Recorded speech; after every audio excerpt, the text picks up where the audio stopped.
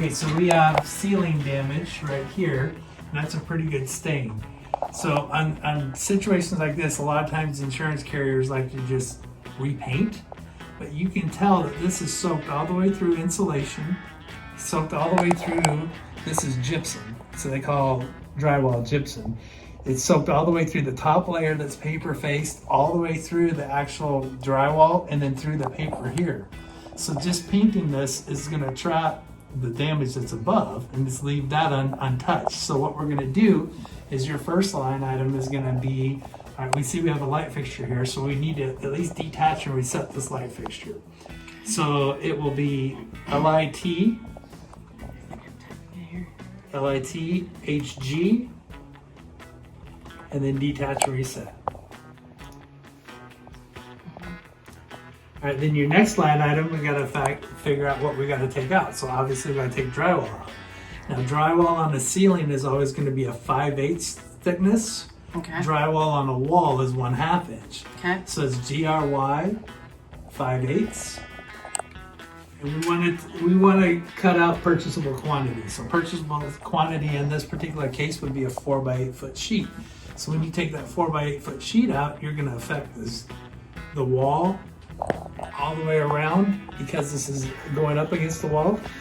So all that tape seam that goes around there is going to be affected as well. Okay. So now the next thing we're going to do is we're going to apply an antimicrobial in the area that was damaged or wet. You know what that does is that kills any mold or bacteria. So that line item is WTR GRM. And then you're going to put in 30, you're going to put in 40 because you want to feather that out a little bit. Okay. All right. And then the next line item that we're going to do is that insulation that's behind it. We're blowing in insulation. Typically the R value that we're supposed to have for a ceiling space would be R30. So that line item would be INS BT12. And then we're going to put in 40. So remember, when we take this drywall out, the stuff that's right above it's going to fall, but then some of the insulation around it's going to fall down too. Okay. So we got to feather that out and give us about 40 square feet.